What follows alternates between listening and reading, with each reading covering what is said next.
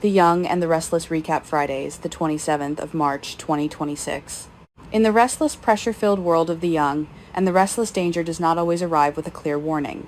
Sometimes it creeps in through subtle changes, through a look that lingers too long, through behavior that feels just slightly off until it suddenly isn't subtle anymore. And in Las Vegas, far away from the polished facades of Genoa City, that danger begins to take shape in a way that feels deeply personal, volatile, and almost impossible to control.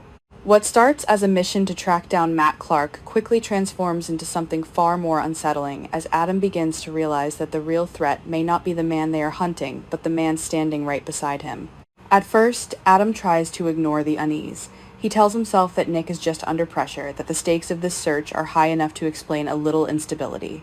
After all, their history has never been simple, and Nick has always carried a certain emotional weight that he rarely allows himself to fully process.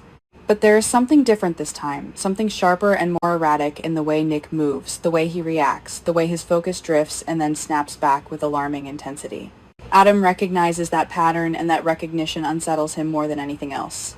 Because what he is seeing is not just stress, it is loss of control. As they move deeper into their search for Matt, the cracks in Nick's behavior widen. His decisions become impulsive, his patience evaporates, and his sense of proportion begins to collapse. Small frustrations trigger disproportionate reactions. Minor setbacks feel like personal attacks. Adam watches all of this with growing concern, caught in a familiar but deeply uncomfortable position. He has spent so much of his life being the one others worry about, the one others question, the one others fear might go too far. Now, for the first time, he is watching Nick step into that role, and the reversal shakes him in ways he does not expect. There is a moment quiet but devastating when Adam sees something he cannot explain away. Nick, alone for what he thought was a brief moment of privacy, reaches for something that does not belong in this situation. The realization hits Adam not as a sudden shock, but as a slow, sinking certainty. This is not a one-time lapse. This is a pattern. The possibility that Nick may be using fentanyl does not just alarm him, it reframes everything. Every strange reaction, every lapse in judgment, every flicker of instability suddenly makes sense in a way that is far more dangerous than confusion. Because confusion can be managed. Addiction cannot. From that moment on, Adam is no longer focused solely on finding Matt Clark. He is watching Nick, analyzing him, trying to predict what he might do next, and that creates a tension that is almost unbearable.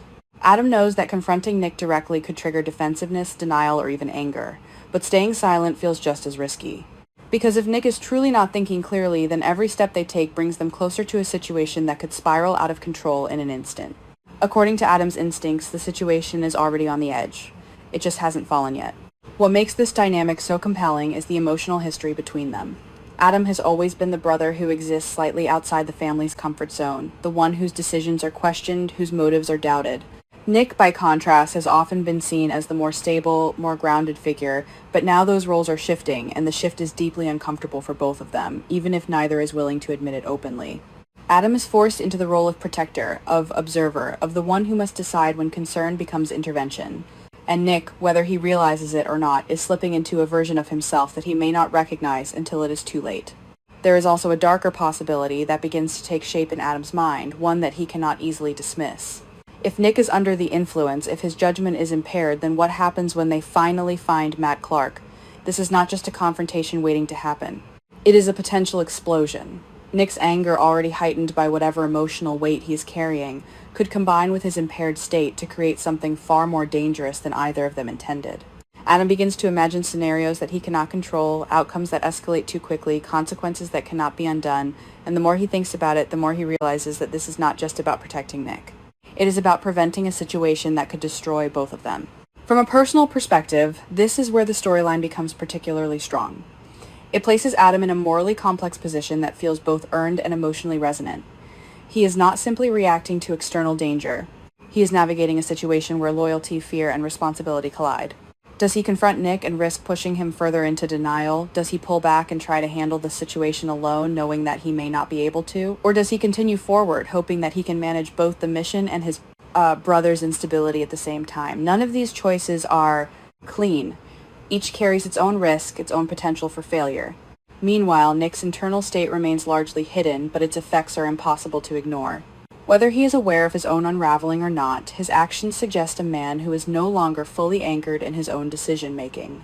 The pressure of the search, the unresolved emotions that drove him to Vegas in the first place, and whatever personal demons he is trying to suppress are all converging in a way that strips away his usual restraint. And that is what makes him dangerous, not because he intends to be, but because he no longer has full control over the consequences of his actions.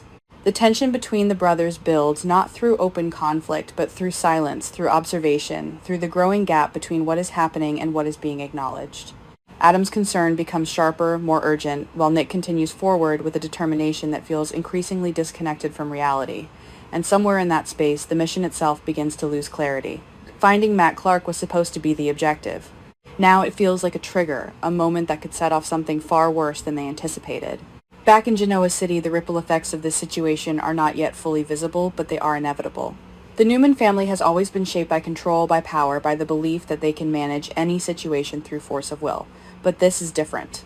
This is not a corporate battle or a strategic maneuver. This is something far more fragile and far more dangerous.